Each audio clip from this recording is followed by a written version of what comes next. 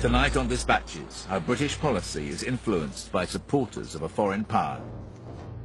Something became skewed in British politics when an unelected friend of the Prime Minister had so much influence.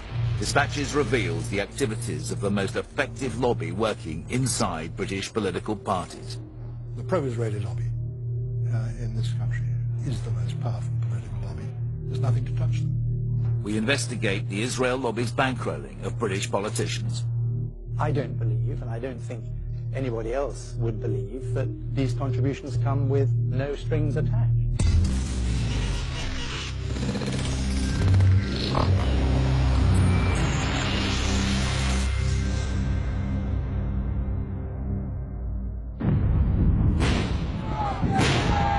The Israeli invasion of Gaza earlier this year caused huge controversy. A few months later, the Conservative Friends of Israel held its annual lunch for conservative politicians and businessmen. This year, the star speaker was David Cameron. I was astonished to note that he made no reference to the widespread killing of innocent civilians and massive destruction in Gaza 6 months earlier. Indeed, Cameron went out of his way to praise Israel because, so he said, it strives to protect innocent life.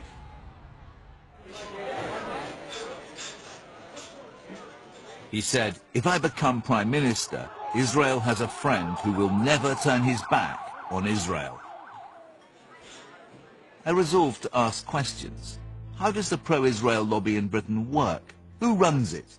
And how does it get results? What's clear is that support for Israel is a powerful presence in all the main parties.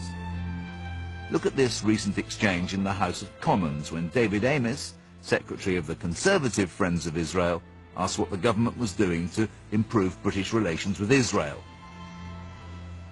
Ivan Lewis, the Foreign Office Minister who had been Deputy Chair of the Labour Friends of Israel, replied. Israel is a close ally of the UK, and we have regular, warm and productive exchanges at all levels. We shall continue to foster a close relationship with Israel.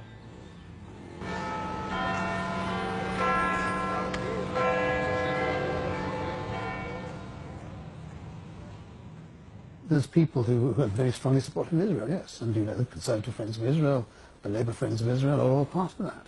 Yes, there is a pro-Israeli lobby, and it's active in trying to define the debate in order to limit the options that British politicians can choose to options which would be acceptable to that lobby. So how does the lobby work? Money plays a big part. Millions of pounds in donations from businessmen and others into the bank accounts of politicians and political parties. The Conservative Friends of Israel is one of Westminster's most active lobbying groups. It claims as its members 80% of all Conservative members of Parliament.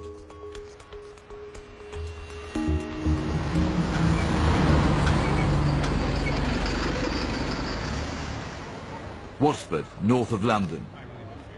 Inside this church hall, a Conservative Party candidate for the next election, Richard Harrington, is trying to win over the locals. Voters in Watford may not be aware that Richard Harrington is also chairman of the Conservative Friends of Israel. Individual CFI members have given him over £20,000 in the last year, and out of his own pocket he's given £34,000 to Conservatives. And that's not all.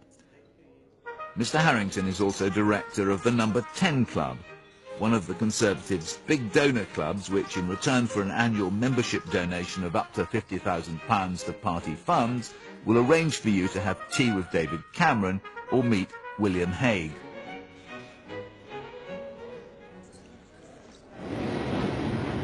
Aside from raising cash, some of the pro-Israel lobbies in Parliament also pay for and arrange trips to Israel.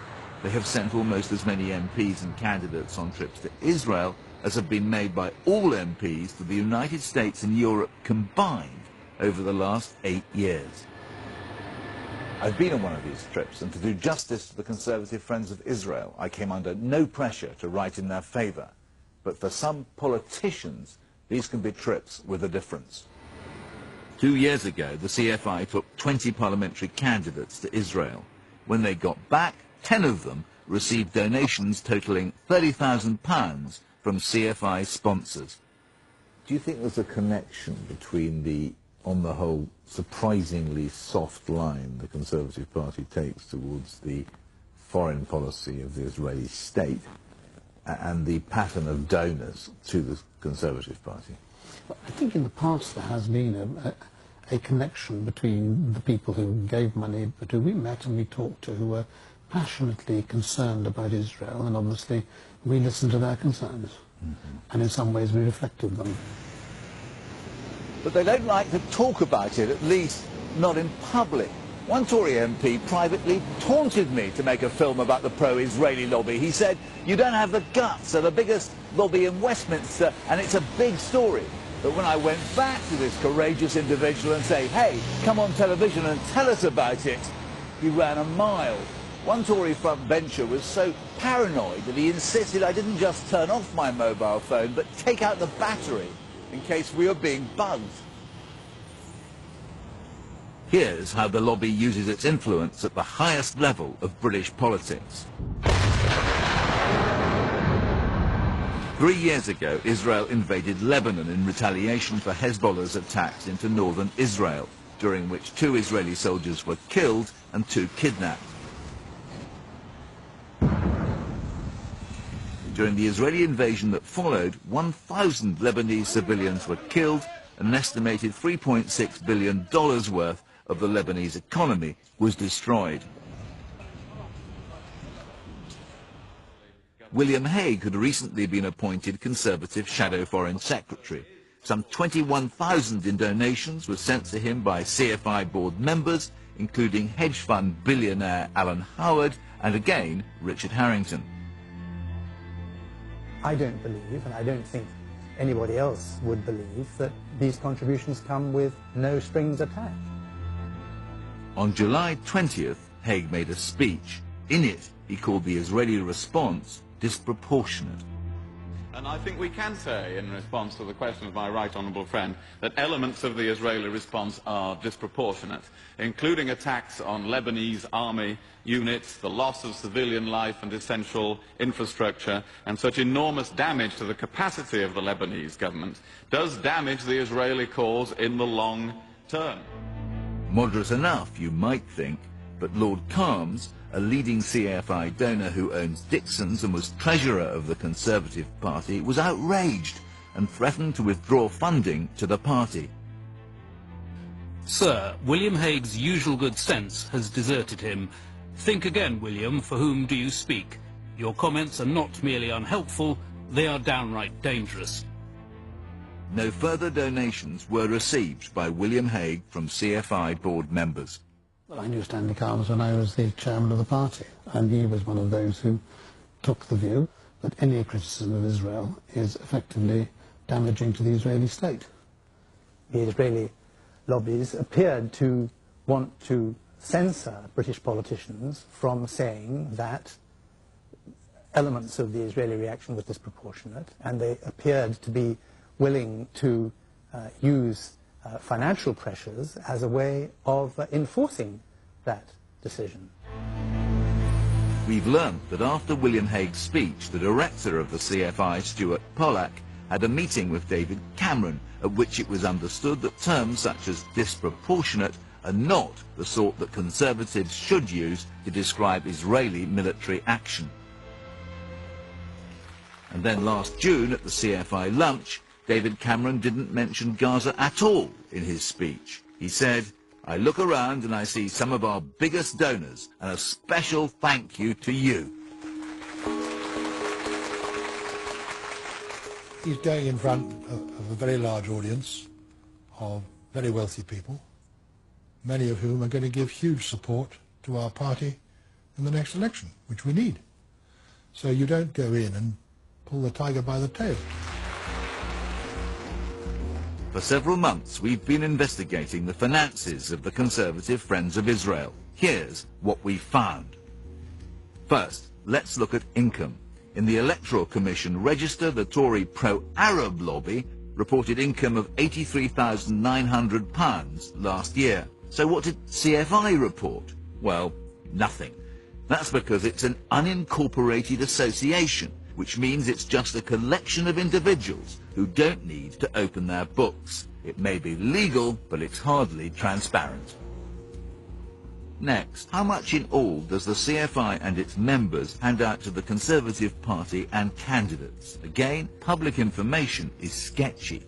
The register of MPs' interests shows that CFI board members and their businesses gave the Conservatives over £2 million in the last 8 years. But that's not the whole story. One Tory MP told me how after a chance meeting with Stuart Pollock, 2 cheques arrived through the post from businessmen closely connected to the CFI.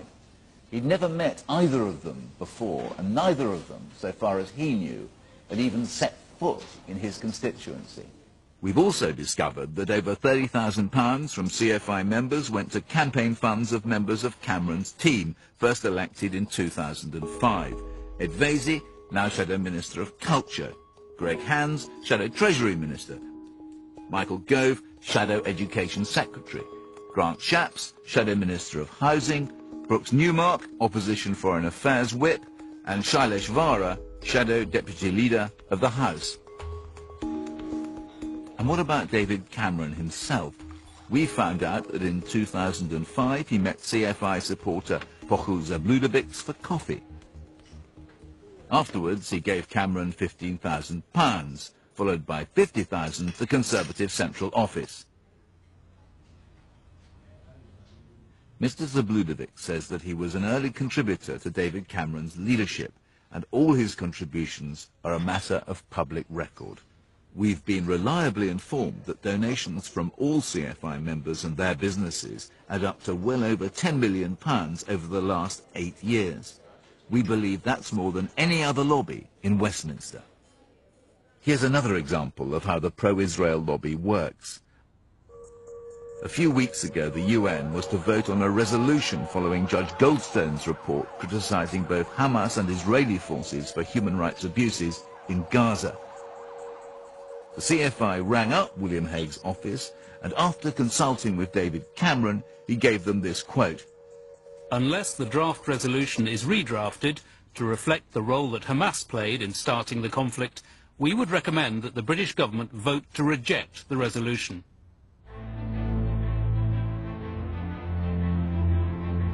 Blair, good morning. Are you confident today? It was under Tony Blair that the Israel lobby first acquired real influence in government.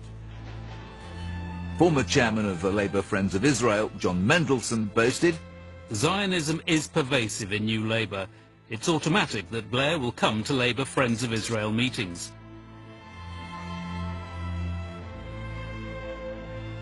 Today, Mendelsohn is Labour's chief fundraiser, and Labour Friends of Israel has sent even more MPs to Israel than has the CFI. Shortly before Blair became party leader in 1994, he met Michael Levy, the pop music millionaire, at a social event arranged by the Israeli embassy. They became friends, playing tennis together, and Levy became Blair's chief fundraiser. It's estimated that he raised over £15 million for Labour before the row over cash for peerages. When Tony Blair became Prime Minister in 1997, he awarded Michael Levy a life peerage and made him his special envoy to the Middle East. But because Lord Levy was unpaid and working directly to the Prime Minister, what he negotiated between Israel and its Arab neighbours on behalf of Britain was kept secret. He didn't want to be a minister because had he been a minister, he would have been questioning what he was doing. From the point of view of people like myself as Shadow Foreign Secretary, I wasn't going to support what he was doing unless I knew what it was. Oxford University Middle East specialist Professor R.B. Schleim thinks Levy's role was actually damaging to Britain.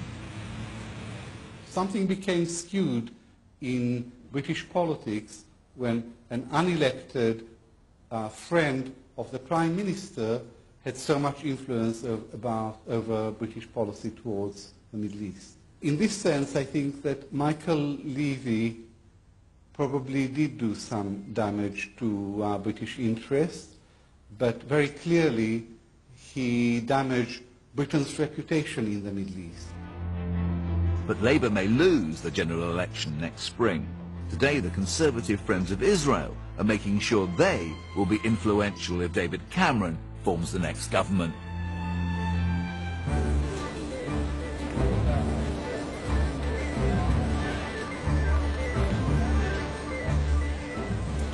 I've just come from the Conservative Party Conference Centre, and it's filled with every kind of lobbyist and interest group promoting their message.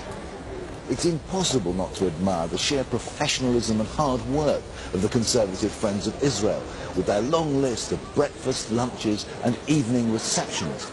They expect the Conservative Party to hear their message, and more than that, to deliver.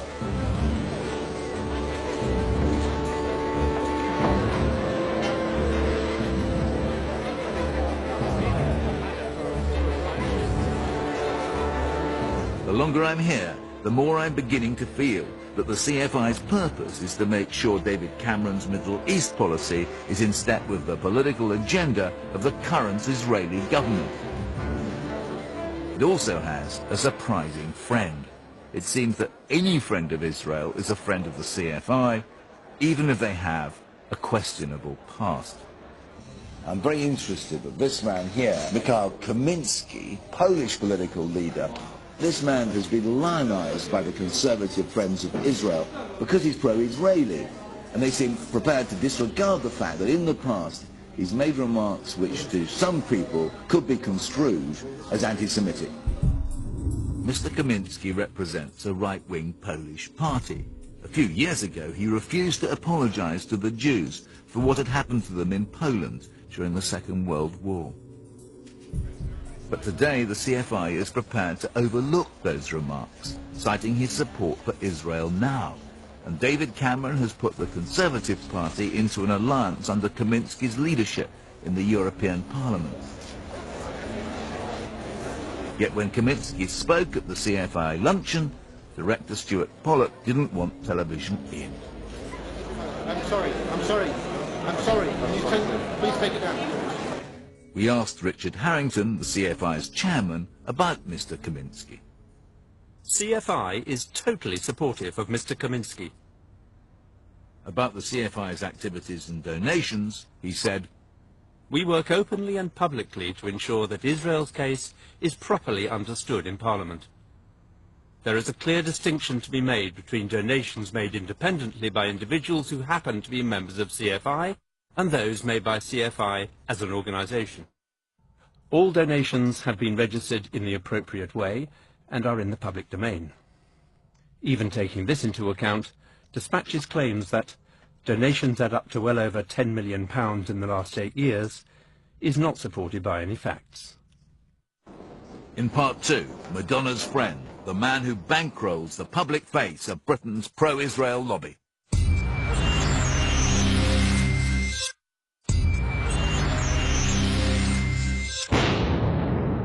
January this year, Israel invaded Gaza in response to Hamas rocket attacks. TVs around the world broadcast pictures of destroyed homes and dead and wounded Palestinian civilians. Months later, allegations of human rights violations were still in the news. But you wouldn't know it from this piece in the News of the World, or from this piece on the Mirror's website. Both about the threat Israel faces from its neighbours. And you certainly wouldn't know that both journalists' trips had been organised and paid for by an organisation called BICOM, the Britain-Israel Communications and Research Centre. BICOM is one of the most well-funded pro-Israel lobby groups in Britain. One man who knows BICOM is Professor David Newman. A few years ago, he worked alongside BICOM to help get across Israel's message in British universities. They tend to be very blindly supportive. In other words, there is clearly a debate. It's not just a debate here, it's a huge debate inside Israel, whether Israel should or should not continue to control the West Bank, whether settlements are legal or illegal, moral or immoral. And what you often find is that the groups such as BICOM outside Israel tend to close down that sort of debate. They tend to say you have to be totally supportive of Israel, full stop, whatever Israel does. BICOM's chairman is Pochu Zabludovics, who contributed to David Cameron's campaign funds. The Sunday Times ranks him as the 18th richest man in Britain. Yet outside his circle, few people seem to know much about him. I've never met the guy. What is interesting is that he wasn't part of the traditional Anglo-Jewish establishment, but there is something in England which has been founded in the past 10 years called the Jewish Leadership Council, which is sort of a House of Lords of the big Jewish givers or donors. And then my understanding is, after he sort of funded BICOM, he was then co-opted onto the Jewish Leadership Council. So I asked David Goldberg, Rabbi Emeritus of London's largest liberal synagogue. Not a name I know. It's not come across my consciousness in my dealings in Anglo-Jewry. In fact, Mr. Zabludovics holds Finnish citizenship. Today he has a home here in North London's exclusive Bishop's Avenue, worth at least £3 million. His father made a fortune selling Israeli artillery and mortars around the world. Pochu also used to be in the arms business, then moved into property, buying 4 hotel casinos in Las Vegas. His Tamares Group, which is registered in Liechtenstein, has business interests worldwide.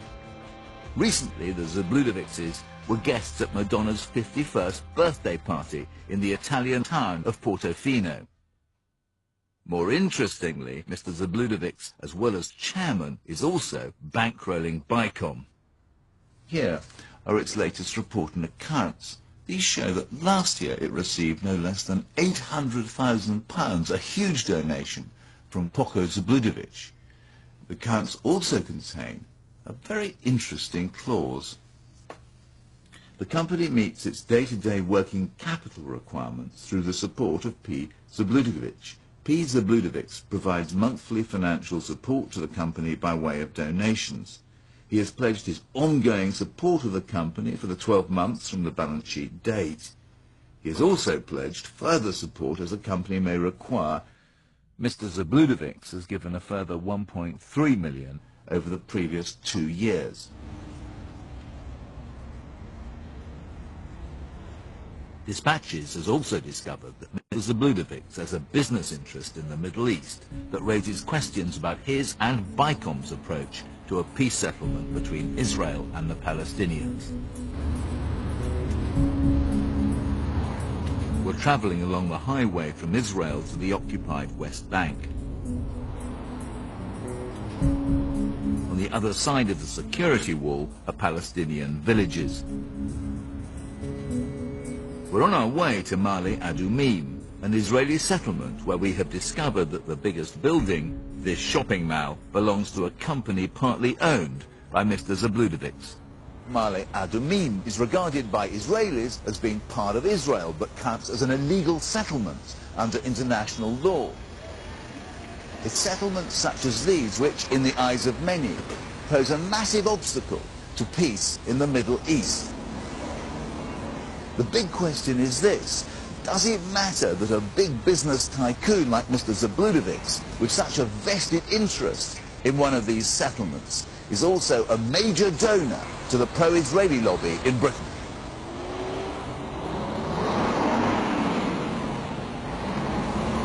Any settlement of Israelis built within the West Bank, which is defined as occupied territory, in international terminology is illegal. Isn't it quite important that a figure who has such a major vested interest in the settlements is also the major funder of BICOM? That would tend to indicate in what direction the message of BICOM is going. It's going to be more supportive of settlements or less critical of settlements than if someone from the left was investing their money into BICOM. Does it disturb you that somebody who's publicly promoting the interests of Israel here in Britain has business interests in the West Bank? I would guess that anybody who invests money there has taken a calculated decision that this will not be going back under even the most favourable of peace treaties. So they've made a business judgment which will be no doubt vindicated by profits. We asked to interview Mr. Zabludovics, but he declined. Instead, he wrote to us agreeing that he was a minority shareholder in the company that owns the Mali Adumim Mao. He said, "In terms of my position on the issue of settlements, I remain a major proponent for the creation of a Palestinian state. I understand that Israel will need to make concessions for this to be achieved." I did, though, get to talk to BICOM's chief executive, Lorna Fitzsimons. We're a very open organisation, and you couldn't get away with working with the level of journalists that we work with across the whole spectrum if we weren't absolutely open. If you're being transparent with people, we should know who your donors are. If our donors were able to influence our operational policy, then maybe you might have a point. But one of the things that we were absolutely and utterly set up to be is avowedly independent, that nobody influences our policy. So I asked about Mr. Zabludovics' influence within BICOM. Our chairman, Puyu, is no different than anybody else. He's one amongst, 120 individuals that support us. I asked if it disturbed her that BICOM's chairman has a commercial interest in a settlement which is viewed as illegal under international law. I don't know about any of his business interests whatsoever. It's never been discussed with us. The board never discussed their various individual business interests. We are solely here to provide journalists and interested policy makers and opinion formers with the ability to scrutinise more closely the various different strands in the debate that is Israel. There are, of course, other groups lobbying on behalf of Israel in Britain, in addition to BICOM and the Conservative and Labour Friends of Israel. There's the Jewish Leadership Council, the Zionist Federation, and the Board of Deputies of British Jews. Aside from seeking to influence politicians and opinion formers, which is the stock and trade of any lobby, some members of the pro-Israel lobby are also especially aggressive towards British television and the press. I have spoken to editors who just say, actually, it's just not worth the trouble. I stay away from I stay away from the subject, or I stay away from stirring it up.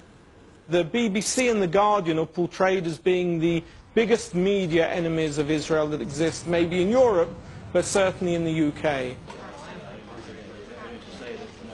And the lobby keeps them under constant attack.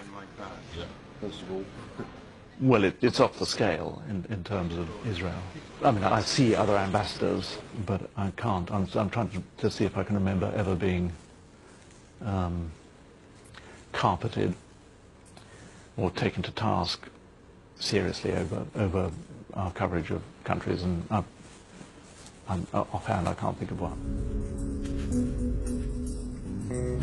It's an evening in February 2006. At the Israeli ambassador's residence in London, a special meeting is taking place. Present are the Israeli ambassador, Pohu Zabludovics, Henry Grunwald, who was president of the British Board of Deputies, and property magnate Gerald Ronson.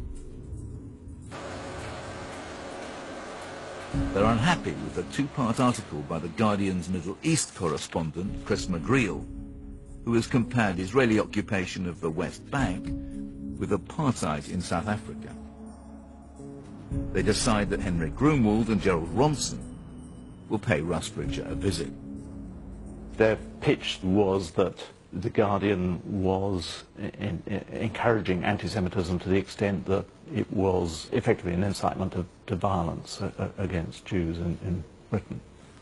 Henry Grunwald's a very bright barrister and made the case in a perfectly straightforward way. And then Ronson, who was the kind of sort of heady on the occasion, began by saying, I think his phrase was, I've always said, opinions are like arseholes, everyone's got one. And then he effectively said, I'm in favour of free speech, but there is a line which can't be crossed.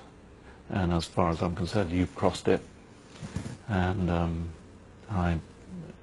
you must stop this. There's Ronson telling you you've been fomenting attacks on Jews. What do you say to him? I just said, you know, I'd be interested in the evidence. I'm not sure how you make that causal connection between somebody reading an article that's critical of the foreign policy of Israel and then thinking, why don't I go out and mug Jews on the streets of London? I mean, I just can't believe that happens. On top of the visit to the Guardian's offices, a lengthy complaint against McGreal's articles was made to the Press Complaints Commission by an American pro-Israel media watchdog called Camera, with a reputation for aggressively complaining against what it claims is anti-Israel reporting.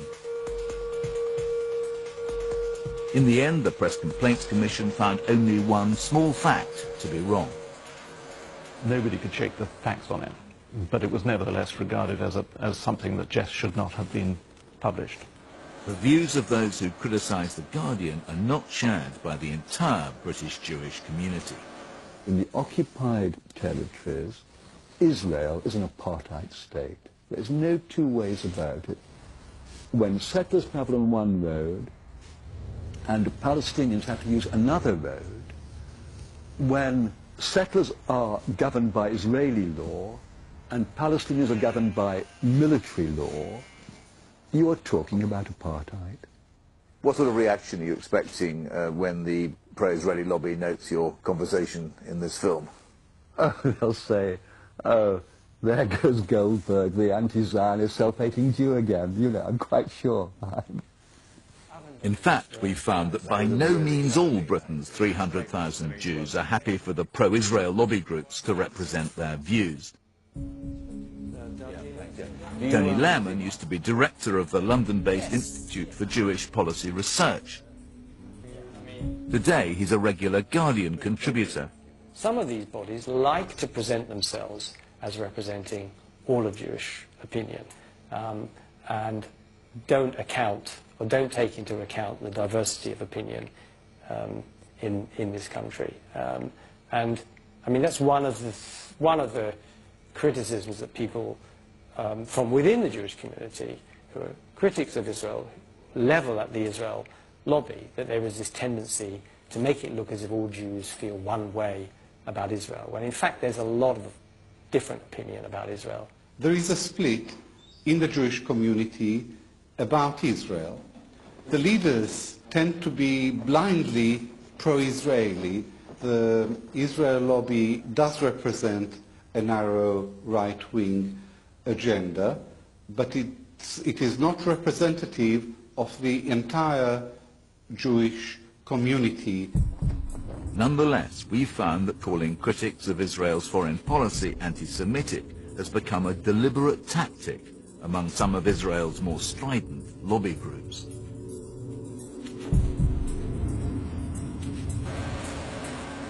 Here's an example from a blog based in New York. Its sole purpose is to scrutinize The Guardian's Comment is Free website. Hawkeye, the mystery man who says he runs it, told the Jewish Chronicle, besides the fact that CIF features a long list of anti-Zionists, including many Jewish anti-Zionists, its comment threads are full of vile anti-Semitic sentiment. How do you react to that? I think it would be a terribly dangerous thing if the British press were made to feel that they couldn't criticise Israel because they're going to be held up as anti-Semite. I think it's a very disreputable argument.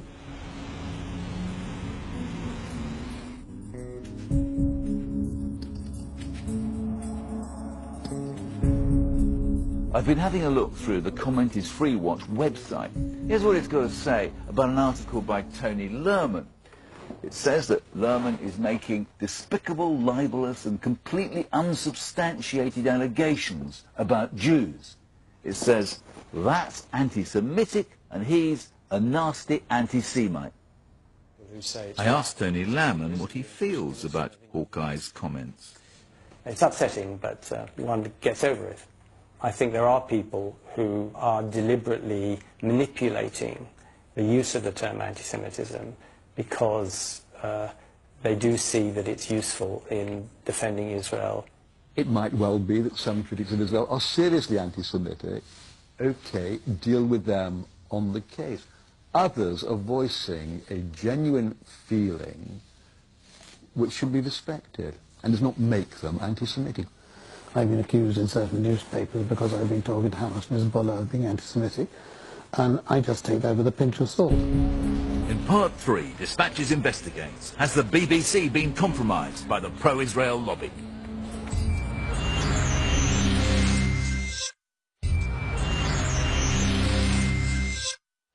Dispatches has been investigating how Britain's pro-Israel lobby exercises its influence and financial muscle today in Westminster, and how critics of Israel's foreign policy in the press get branded as anti-Semitic.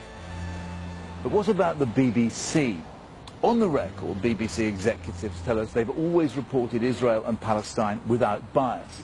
Off the record, former executives and programme makers have told us they've always been aware of pressure from top management over Middle East coverage.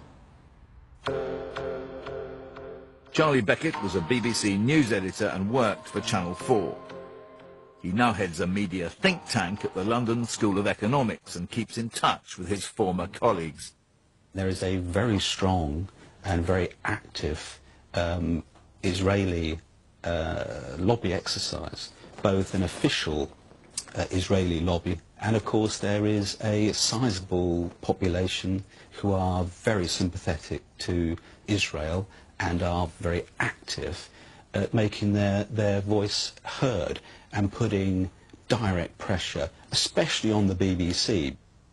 It works because the BBC has no choice, in a sense, but to respond. The Israeli government and another pro-Israel internet watchdog, this one called Honest Reporting, take full advantage of that. Honest Reporting has been in the forefront of efforts to fight the media's institutional bias against Israel.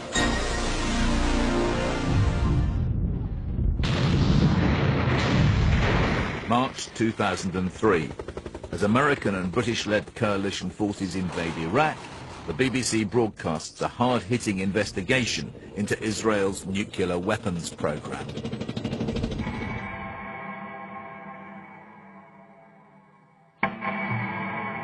The Israeli government press office compares the film to the worst of Nazi propaganda. The Israeli government immediately imposes restrictions on BBC crews in Israel. When Israel's Prime Minister Ariel Sharon visits Downing Street, the BBC alone is banned from his press conference. And Honest Reporting UK says the film is part of a campaign to vilify Israel. It says the inference behind the film is that Israel would have been a more appropriate target than Iraq for the coalition forces to attack. March 2004.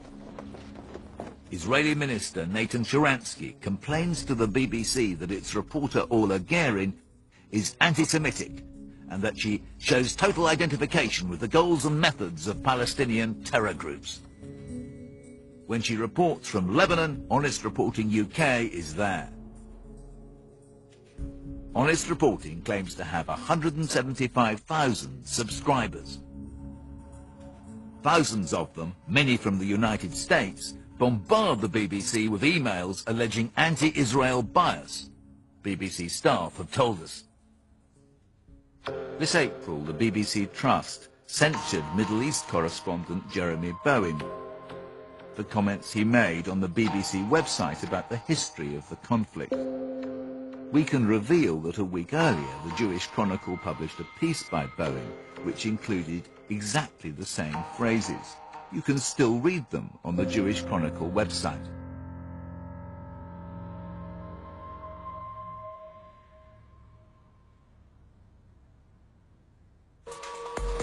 But Camera, the American-based media watchdog which earlier had complained about The Guardian, this time formally complained to the BBC.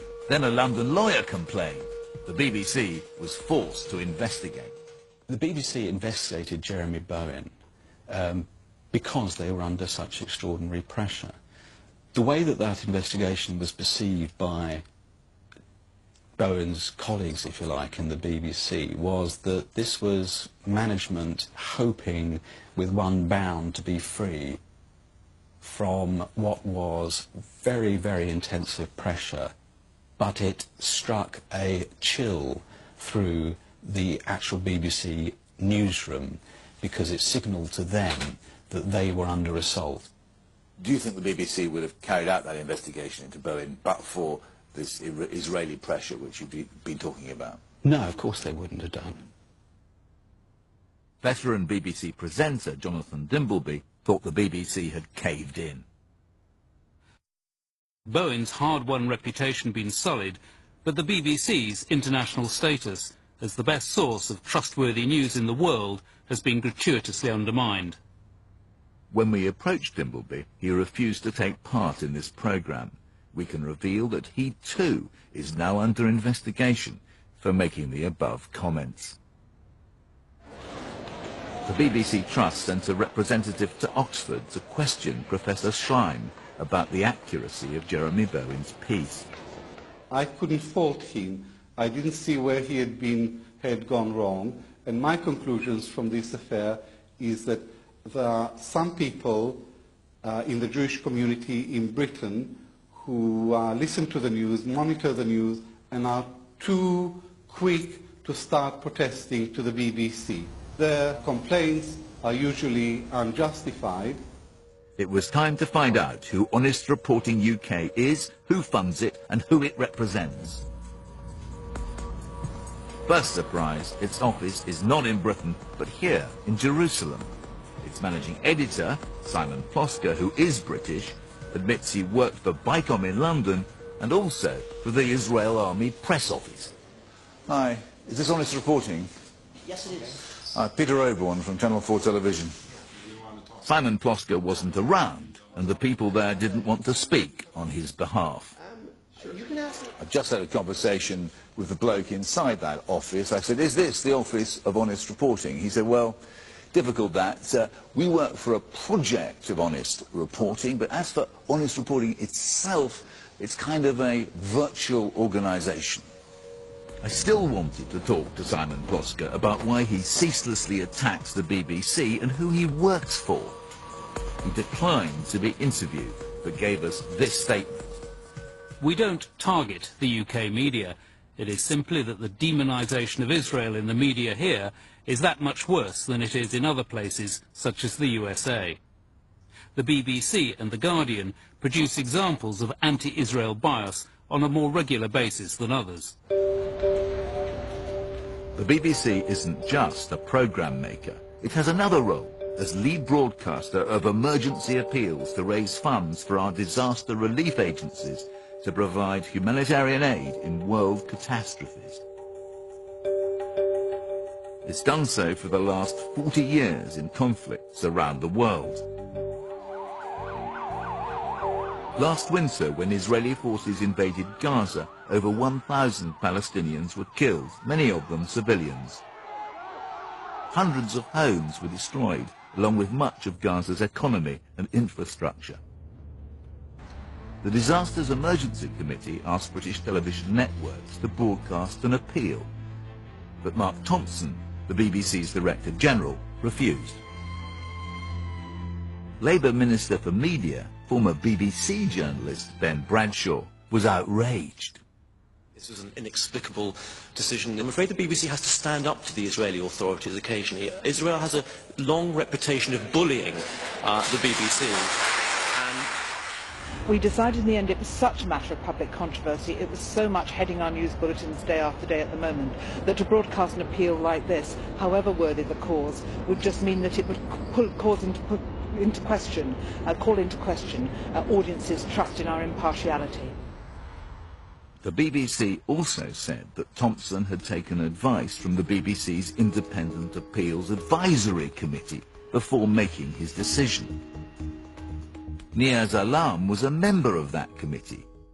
He resigned over Thompson's decision. What was said exaggerates the truth of whatever consultation took place. The committee didn't formally meet and wasn't consulted in the sense of the committee being consulted. What about the argument that the appeal would call into question the BBC's impartiality? This appeal, it did go out on Channel 4 and on ITV, and nobody's questioning their impartiality. It was just a bog standard disaster emergency appeal.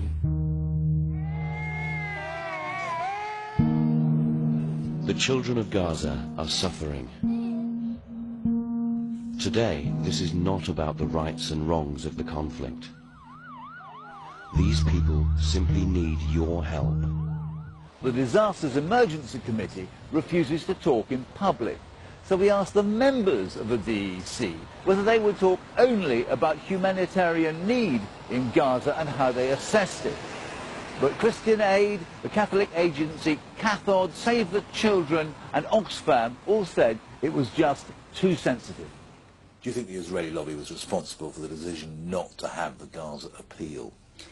Turn it around, it wouldn't have been a serious concern for them if they didn't have that pressure from an extraordinarily active, sophisticated and persuasive lobby sticking up for the Israeli viewpoint. We have also discovered that the BBC's Gaza decision is exceptional in the light of past appeals. It's far less controversial than perhaps an appeal in 1982 for victims of the Israeli invasion of Lebanon. And yet the BBC had no trouble doing an appeal in those days.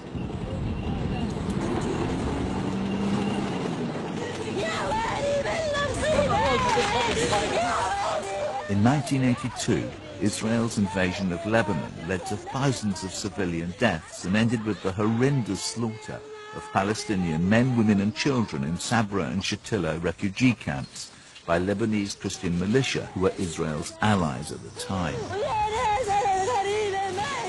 Here's Sue Lawley as the face of the BBC in that appeal. The situation looks beyond help, but we can help. We can help by supporting the work of the relief agencies who are now fighting a desperate battle in the towns and villages of the Lebanon. So please send whatever you can to the Lebanon Appeal, P.O. Box 999. Looking at that appeal from 25 years ago, Mark Thompson's decision not to run an appeal for Gaza looks inconsistent. It looks to me as if the BBC has come dangerously close to losing its reputation for impartiality and for helping those in need around the world, whoever they are. What's unique about the pro-Israeli lobbies is that they have such good access to politicians. They often operate behind the scenes, and they have primary regard, even though they may come from Britain, not to the interests of the British people, but to a mixture of what they see as British interests, but the interests of another country. In making this programme, we haven't found anything even faintly resembling a conspiracy, but we have found a worrying lack of transparency, and the influence of the pro-Israel lobby continues to be felt.